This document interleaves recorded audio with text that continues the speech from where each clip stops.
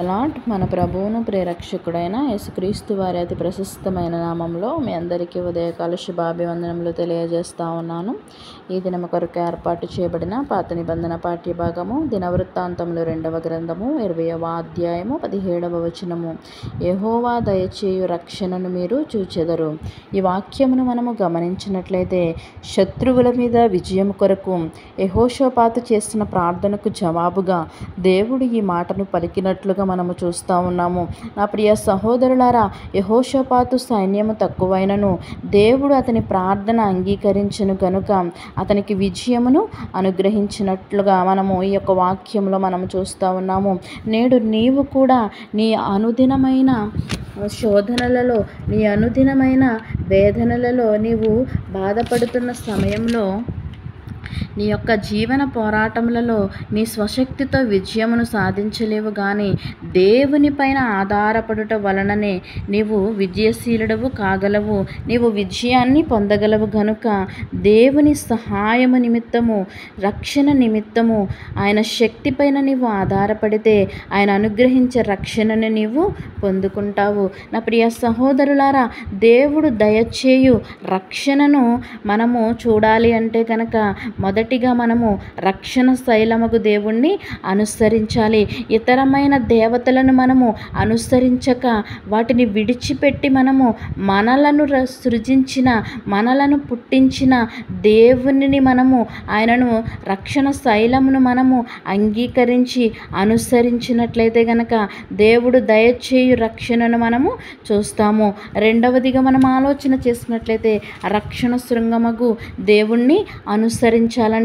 యెహోవా నా శైలము, నా కోట, నా రక్షకుడు, నా దుర్గము, నేను ఆయనను ఆశ్రయించుదును.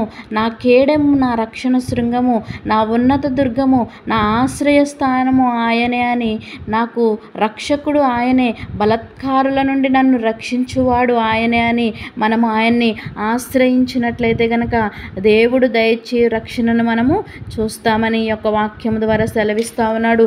మూడవదిగా మనం ఆలోచన చేసినట్లయితే రక్షణకర్తయకు దేవుణ్ణి ఆరాధించాలంట.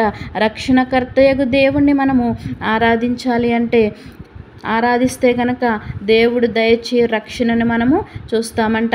యెహోవా జీవము గలవాడు, ఆయనే నా ఆశ్రయమైన దుర్గమైన వాడు, ఆయనే స్తోత్రార్హుడు, నా రక్షణకర్త అయిన దేవుడు బహుగా స్తుతి నొందునుగా. కానీ మనము ఆయన్ని ఆరాధించినప్పుడు దేవుడు దయచే రక్షణను మనము చూసేవారముగా ఉంటామని ఈ యొక్క వాక్యము ద్వారా మాట్లాడుతూ ఉన్నాడు. నా ప్రియ సహోదరులారా, యెహోషాపాతు సైన్యము తక్కువైనప్పటికీ కూడా దేవుడు ఆయన ప్రార్థన అంగీకరించి ఏ విధముగా అయితే విజయాన్ని అనుగ్రహించాడో, నేడు నీవు కూడా నీ అనుదినమైన శోధనలలో, బాధనలో, నీవు చేస్తున్న జీవన పోరాటంలో నీ స్వశక్తితో నీవు విజయాన్ని పొందుకోలేవు, కానీ దేవునిపై నువ్వు ఆధారపడి ఆయనను ఆశ్రయించి, ఆయనను అనుసరించి రక్షణ శృంగముకు దేవుడిని నీవు ఆశ్రయించినప్పుడు, రక్షణకర్తయకు దేవుడిని నీవు ఆరాధించినప్పుడు దేవుడు దయచే రక్షణను, ఆయన ఇచ్చే విజయాన్ని మనము చూసేవారముగా ఉంటామని ఈ యొక్క వాక్యము ద్వారా దేవుడు మాట్లాడుతూ ఉన్నాడు.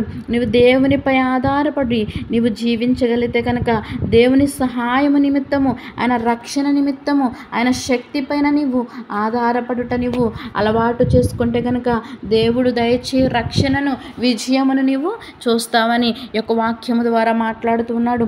దేవుడు దయచేసే రక్షణను మనము చూస్తులాగున అట్టి కృప పరిశుద్ధాత్మ దేవుడు మనందరికీ అనుగ్రహించునుగాక.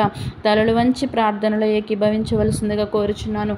మహోన్నతుడును మహాగణుడువైన మా ప్రియ పరలోకపు తండ్రి, నీ ఘనమైన శ్రేష్టమైన నామానికి లెక్కలేని వేలాది స్తుతులు స్తోత్రములు చెల్లిస్తా ఉన్నాము. ప్రభువా, ఇదనాన్న తండ్రి, నీవు దయచేయు రక్షణను మేము చూడాలంటే, నీవు దయచేయు విజయమును మేము పొందుకోవాలంటే ప్రభువా, ఏ విధముగా మేము జీవించాలి, ఏ విధముగా నిన్ను అనుసరించాలి అనేది, ఏ విధముగా నిన్ను ఆరాధించాలి అనేది ప్రభువా, నువ్వు మాతో మాట్లాడిన విధానానికి నీకు స్తోత్రములు తండ్రి.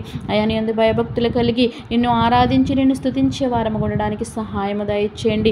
చూపు వలన, తలంపు వలన, మాట వలన నీకు విరోధముగా పాపము చేయకుండానట్లు మా చూపులను, తలంపులను, క్రియలను, నడకలను పరిశుద్ధపరచమని చిన్ని ప్రార్థనని పాద సన్నిధికి చేర్చుకోమని యేసయ్య అతి పరిశుద్ధ నామములో అడిగి వేడుకొనుచున్నాము తండ్రి. ఆమేన్.